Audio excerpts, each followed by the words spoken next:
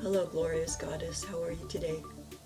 This is Jan Dielstra, CEO of Winged Women's Business and Life Coaching, best-selling author, and award-winning author. Okay, that's enough about me. You're not here for me, you're here for you. So today's podcast is about ways in which you may be blocking intimacy. Now, I don't know about you. I don't know if you are in a relationship or if you're single. And either way, let me just begin by asking you,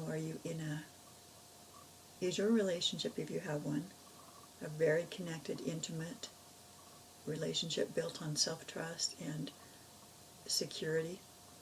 Do you feel warm and comfortable in the arms of your lover or inside of your relationship, metaphorically? And if you're not in a relationship, if you are single, are you repelling true love, honest love?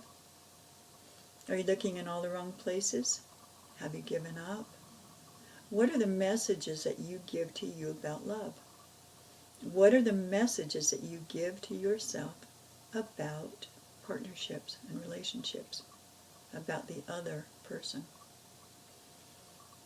So today's assignment, if you should take this on, not mission impossible, and that is to just begin to get really, really aware of ways in which you may be blocking intimacy.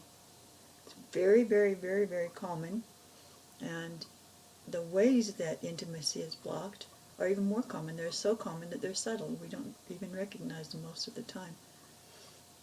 One of the most obvious and profound ways is with anger. You know, some people go through life, as Dr. Wayne Dyer said, looking for reasons to be, I don't believe he said annoyed, but that's really the gist of it.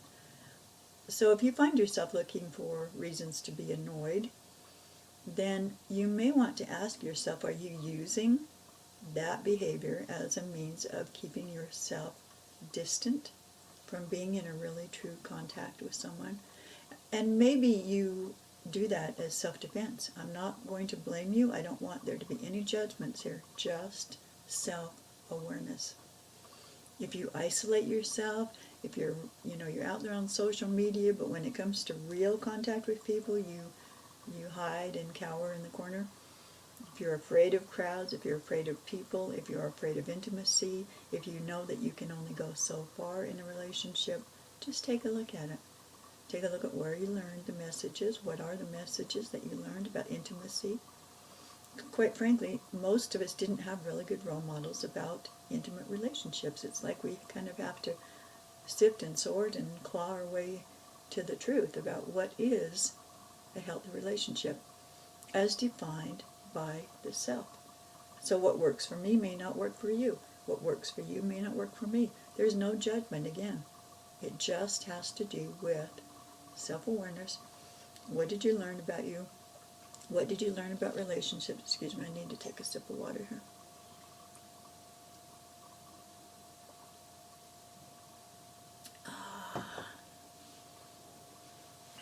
So were your role models healthy relationship role models, or were they kind of, did you just kind of fend for yourself like most of us did? I don't know what your childhood was like. I don't know what your role models were like, but here's what I can say to you. If they were unhealthy, if they were not something you want to emulate, recreate, and model for your offspring or for your friends or for the people around you, then take a really good look. Take the time, go inside, go way down deep into your inner goddess and have that conversation and find out what is a healthy relationship for you. How are you, perhaps, protecting yourself, repelling yourself from intimacy?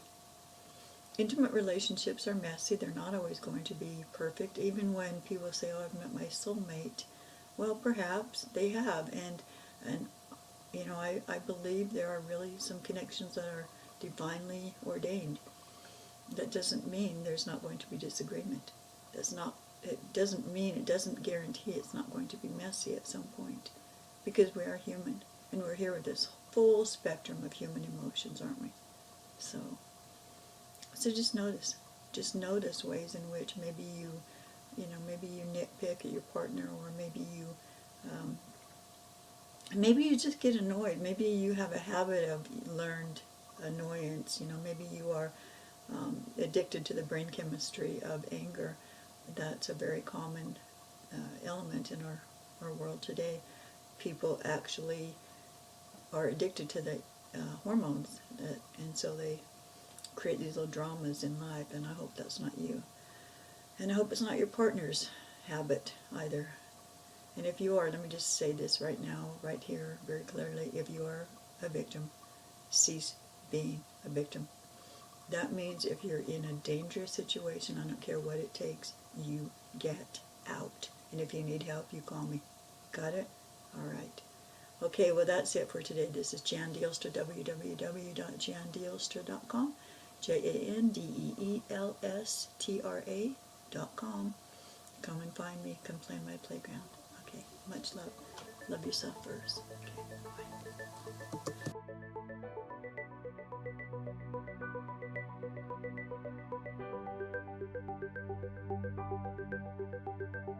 bye.